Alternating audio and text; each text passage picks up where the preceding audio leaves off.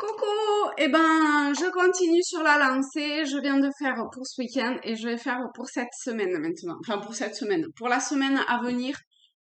La première semaine de juillet, quoi. Je sais pas quel jour on sera en fait. On va être complètement déconnecté. Allez, je me centre et c'est parti pour l'énergie principale dans laquelle on va baigner pour la semaine à venir. Ok, super. Alors, on a celle-ci. Alors, on passe d'une carte où on faisait que tomber à celle-ci où là, ça commence à faire un petit peu euh, également. Alors, on va voir. On va voir, on va voir. On va voir.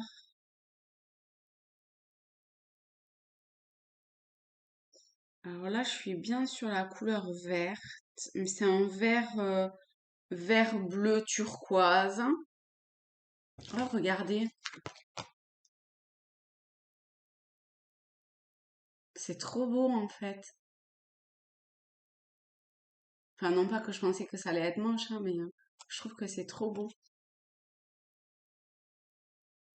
Ah ben là, du coup, moi, je suis complètement perchée, hein. Parce que quand je vois ça, bah, d'une certaine façon, on ne sait pas si on a les pieds sur terre ou dans le ciel, quoi. Ou dans l'eau. Ou au fin fond de l'eau. Mais il y a... ah ouais, hein.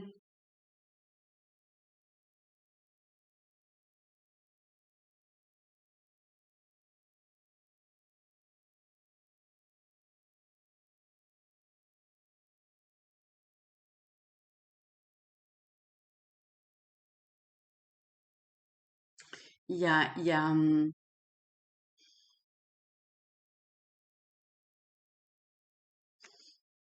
a comme si on était entre deux mondes, mais pas entre deux mondes.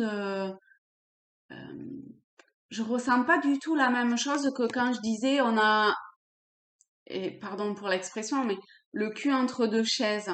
Là, c'est même pas ça. On est entre deux mondes. On est, je sais pas, d'une certaine façon, à la fois l'écart se creuse et à la fois, ce qu'on pensait d'une certaine façon être notre monde, c'est comme si ça s'agrandissait.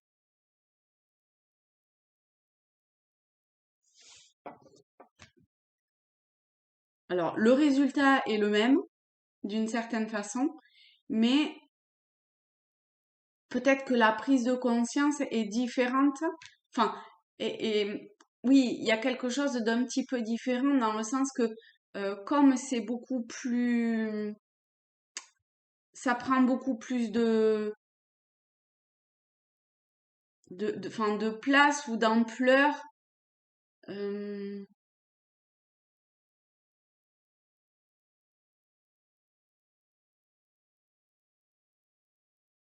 c'est d'une certaine façon, on se rend compte combien le monde dans lequel on vit, enfin, on se rend compte qu'il est bien plus vaste que ce que l'on pensait. Alors quand je dis monde, voilà, ça résonne en vous comme ça résonne, hein, d'accord?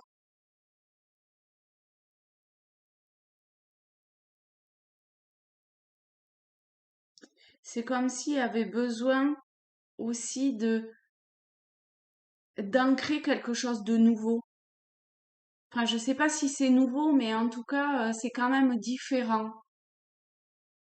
Il y a comme un besoin de stabiliser quelque chose, mais stabiliser soi, hein,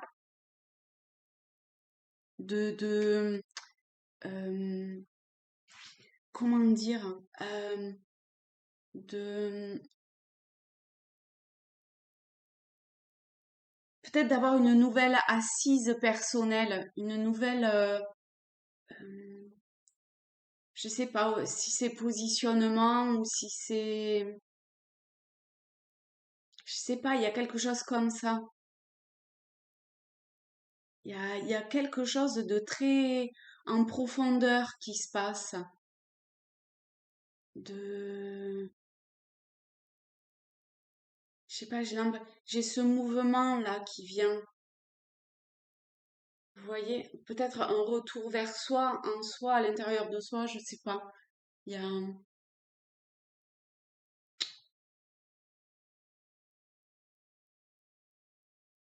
enfin, tout d'un coup, c'est très,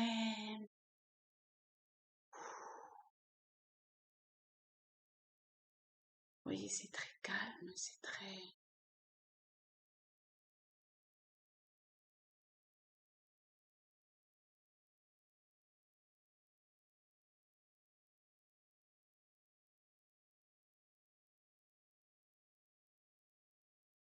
ça peut presque, tellement que c'est calme, ça peut presque donner le tournis.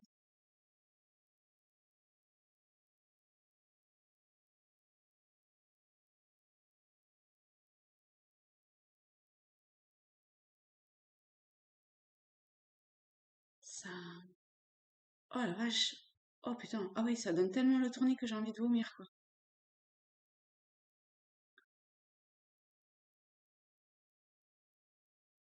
Ouais, ça peut être franchement désagréable. Mais à la fois c'est désagréable et à la fois, oh la vache, oh comment j'ai envie de vomir.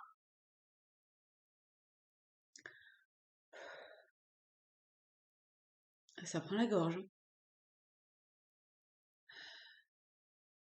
Mais à la fois, il y a quelque chose qui a envie de continuer à vouloir goûter ça.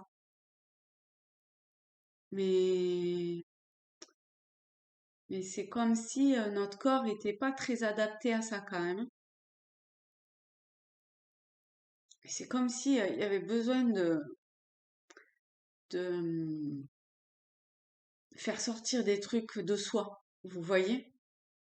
Si t'as envie de vomir, voilà, il y a comme le besoin de rejeter, je sais pas, un trop-plein de quelque chose. Oh là là là là là là là là. Et dès que je réessaye de goûter cette énergie, cette vibration, ou je sais pas quoi là, cet instant, et ben direct, j'ai re-envie de vomir.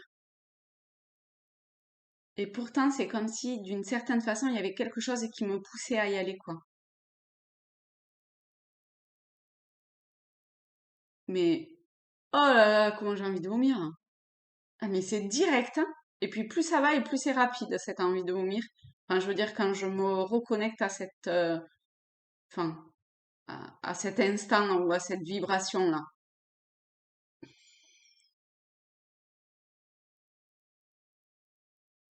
Et alors, du coup, je laisse aller, j'arrête de lutter.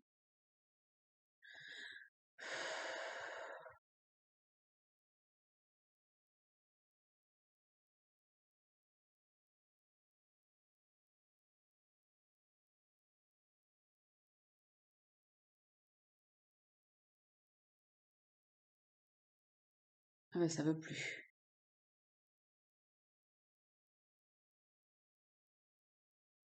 Ah ben non, c'est fini. Bon, ben voilà, c'est fini, ok, d'accord. Ben, je sais pas. Vous verrez, hein. Nous verrons bien cette semaine, j'ai envie de dire. Alors, je vais prendre le tarot celtique et on va voir si on a un message complémentaire par rapport à ce que je viens de dire. Alors, il y a... Oula, oh pétard. Là, il y a ce point serré et alors en fait, que ce soit un bâton ou l'épée, mais en tout cas, il y a quelque chose qui est pointé, qui est tenu fermement, qui vient de, enfin, on s'en fout de d'où elle vient, mais je trouve qu'il y a quand même même si l'énergie semble différente, enfin, même si l'énergie semble différente, l'origine reste la même. Il y a un truc comme ça. et ce qui est tenu fermement dans nos poings. Je pense que c'est différent en fonction des différentes personnes, d'accord? Mais ça a le même but final et enfin, ça a la même trajectoire. Ça a peut-être pas le même but, mais ça a la même trajectoire et ça a la même euh, intention finale. Enfin, c'est pas vraiment intention finale, ça a la même portée, ça a la même détermination, envie de vouloir aller de l'avant, de tenir parfois fermement, parfois avec une certaine forme de, de, de douceur et pas de délicatesse, mais on tient du bout des doigts, vous voyez. Mais c'est quand même, euh, c'est pas parce qu'on tient du bout du doigt que ça va lâcher. Pas du tout. C'est quand même très décidé. Et le résultat est différent pour moi. euh, enfin, où l'expression finale de ça est différent de l'un et de l'autre. Donc, on va voir s'il y a une image qui vous parle plus que l'autre, et ben, allez-y, connectez-vous à sa vibration ou ce que ça vous parle et on va voir. Donc là, je vais être plus avec l'as d'épée pour voir si on a un complément d'information, quelque chose de plus à savoir par rapport à ça, quoi. Ok, donc on retombe sur une épée avec le 2 d'épée et on a le soleil.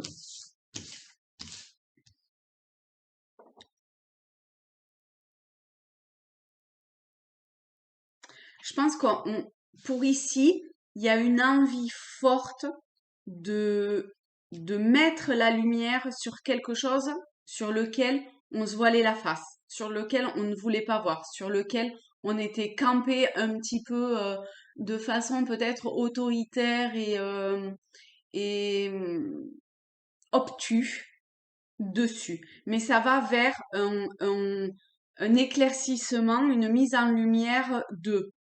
Hein. Il y a quelque chose qui est comme découvert, comme oui, mis en lumière, dévoilé. Hein. Et du coup, ça va vers quoi tout ça? Ça va vers la roue de fortune. Ça va vers c'est comme si vous passiez à une étape supérieure. Grâce à ça, vous allez passer une étape supérieure.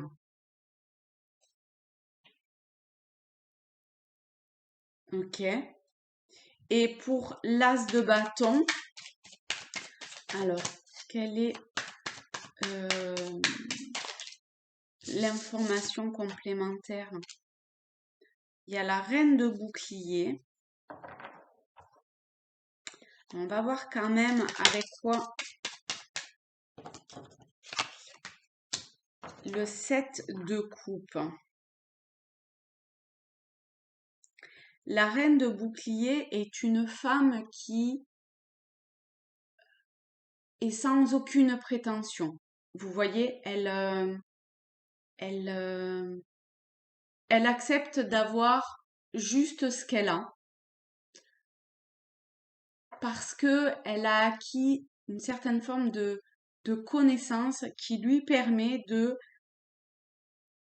presque comme par magie, de, j'ai ce truc de créer ce qu'elle veut, d'avoir ce qu'elle a besoin, mais euh, dans un calme, dans une écoute d'elle-même et de la vibration dans laquelle elle est, qui est très très forte, et du coup, elle arrive à, à être en paix et vraiment à s'effacer d'une certaine façon. Alors peut-être à effacer son statut de reine, vous voyez, pour être juste ce qu'elle est. Il y a quelque chose comme ça, de l'ordre de un effacement de soi pour euh, se- pour je sais pas quoi en fait. Pourquoi?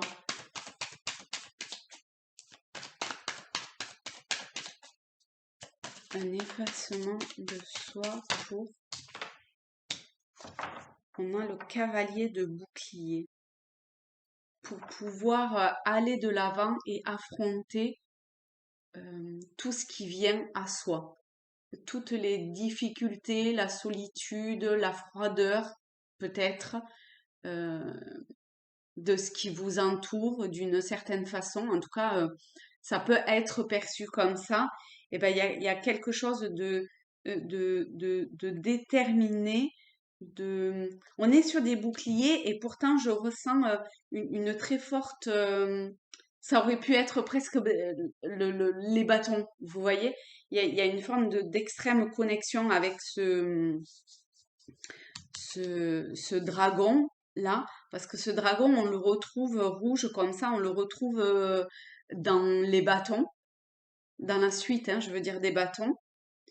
Donc, il y a peut-être une forme d'équilibre qui se fait entre les bâtons et les boucliers, c'est-à-dire entre vos ressentis et l'aspect euh, matériel de ce dont vous avez besoin, et vous arrivez à euh, je sais pas, comme écrire, comme c'est pas écrire, mais d'aller. C'est bizarre parce que vous allez, à la fois vous allez vous avancer et à la fois vous êtes très immobile. Vous voyez, il y a un espèce de, enfin, qui peut sembler un paradoxe, mais qui l'est pas du tout, hein.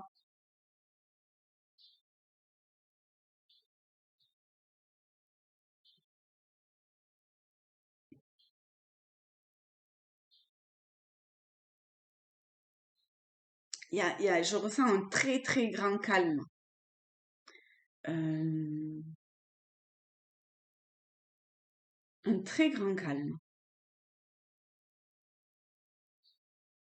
Quelque chose qui est extrêmement apaisé, qui est pas forcément ici, qui est en devenir ici, mais enfin en devenir. Je sais pas si c'est en devenir de la même façon, j'ai pas l'impression, mais c'est en devenir par rapport au mental, en tout cas ici. Et là, c'est c'est très calme, c'est très,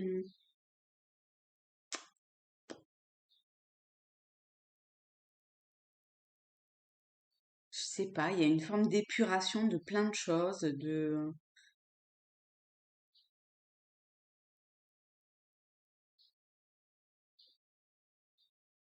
j'ai l'impression qu'il y a un gros apprentissage qui a été fait. Parce que la reine de bouclier, c'est ça quand même, hein. Et du coup, elle arrive maintenant à, à, à épurer vachement de trucs superficiels. Mais elle garde comme dans le fond ou dans la forme. Enfin, elle garde le statut de reine ou d'impératrice dans ce qu'elle est intrinsèquement en fait, mais pas dans les apparats. Là, il y a pas question d'apparat là. Là, il y a un dépouillement total du paraître, de l'identité, des biens, de tout ça. Et du coup, alors ça va vers quoi tout ça? Je sais pas si c'était ma question avec ça. Oh la vache, c'est énorme. Et du coup, ça va vers la Renaissance. Vous voyez comment quand même, euh, ici, il y avait le soleil, la roue de fortune, et là, la Renaissance. Je trouve qu'il y a une symbolique identique d'une certaine façon.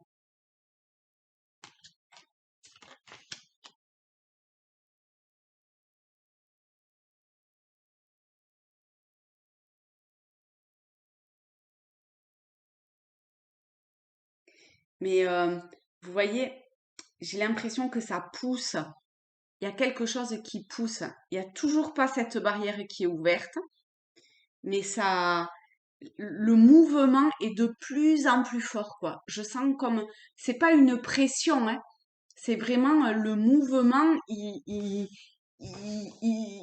C'est comme s'il y avait quelqu'un dans le dos qui nous poussait. Dans tout ce que l'on vit, c'est pas physiquement, hein, que ça, enfin, c'est aussi physiquement, mais c'est dans l'énergie que ça nous pousse. Et ça nous, il y a un truc qu'on n'a pas fait tomber encore, hein. Je sens qu'il y a encore une résistance. Alors c'est peut-être ce que je disais précédemment, hein. Mais ah, là ça pousse.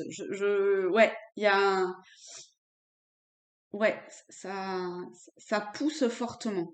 Et on sait qu'avec le courant, voilà, ben, ça tombe. Trop bien, trop bien. Est-ce qu'il y a quelque chose de plus ou est-ce que c'est bon? Bon, mais voilà, le valet de coupe. Hop, voilà, le valet de coupe. Le valet de coupe, il laisse derrière lui avec ce poisson mort. Il laisse derrière lui ce qui n'a plus lieu d'être. Vous voyez comment ça résonne avec les deux en fait, hein, pour euh, être en totale connexion avec le monde dans lequel euh, ben, on évolue quand même. C'est vraiment une transformation profonde. Vous voyez, son habit, c'est l'eau. Elle a un pied sur le sable. Elle est à moitié dans l'eau, à moitié dans le sable. Moi, ses yeux m'ont toujours hyper interloquée quand même. Elle est poussée elle aussi, hein. Elle a comme des messages ou des messagers qui tranquillement l'amènent à lâcher. Donc, ce qui n'a plus lieu d'être pour pouvoir être complètement là maintenant, hein. Vous voyez comment, encore une fois, c'est un peu entre deux. Vous voyez? C'est rigolo quand même, hein. On retombe un peu sur la même lame en fait. Il y a une symbolique identique, mais qui va vers quelque chose de beaucoup plus assumé que perdu, quoi. De beaucoup plus dans la détermination. Et ben voilà, bon, c'est trop cool. Je vous fais de très gros bisous à tous, à toutes. Je vous souhaite une belle semaine et je vous dis à très vite. Bye bye!